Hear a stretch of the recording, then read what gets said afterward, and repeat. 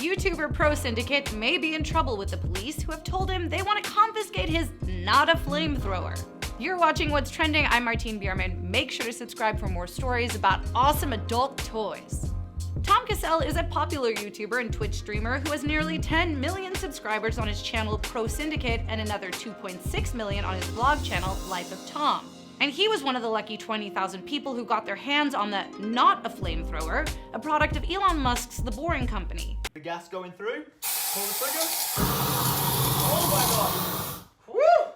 Thank God I used that outside. I nearly set my bloody roof on fire. It's that easy to use, a child could do it. Hence why I managed to do it. The product's called Not a Flamethrower in an attempt to circumvent international customs laws. Do you think he's making like a statement about how smart he thinks the customs people are? But after Cassell's local authorities started seeing his flamethrower come up in his YouTube videos, they started taking interest. He posted to Twitter that police had knocked on his door and that they were planning to confiscate the weapon.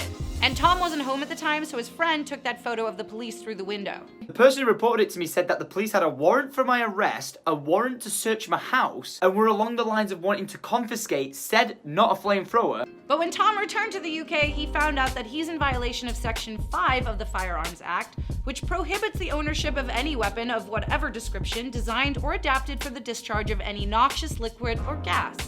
And yes, the good old UK, where not any individual with opposable thumbs can go out and buy a flame-shooting SuperSurfer. In a Twitter thread, he said he wants to stay on the right side of the law, but doesn't want to make any decisions until he can get in touch with his lawyer, who's currently in Africa. And in a vlog, he talked about how the police weren't really familiar with his channel or where he got the flamethrower. They just knew he had this weapon and wanted to take it away. Case of, I don't know, what should we do, what's the answer? Because again, when the police turned up outside my house and they said they were taking it off me, they asked me if it was something I'd bought from China, like I'd randomly found online, and they'd never even heard of like it being from Elon Musk, the Boring Company, like anything. So in my mind, it was just a case of like, the police have just seen something they don't like, they've come to take it off me without doing the research, because when I mentioned the Boring Company, Elon Musk or anything like that, it just went straight over the heads. Tom's major point through all of this is that the device isn't what you would typically think of as a real flamethrower.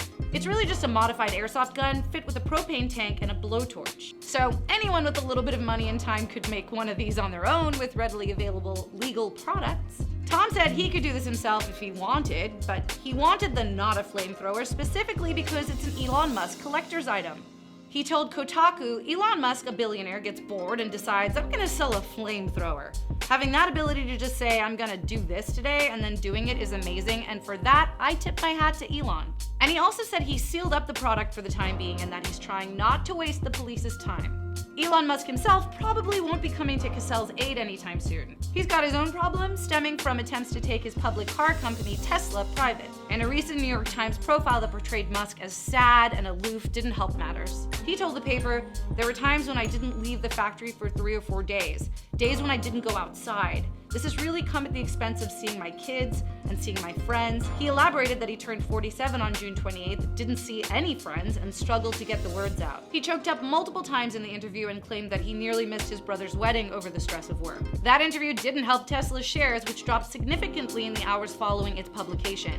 Though as much as Cassell admires Elon, he probably doesn't want to be emulating him so much at this point. What do you guys think? Should Tom Cassell have to give up his not a flamethrower? Let us know in the comments, and for more trends, head to whatstrending.com.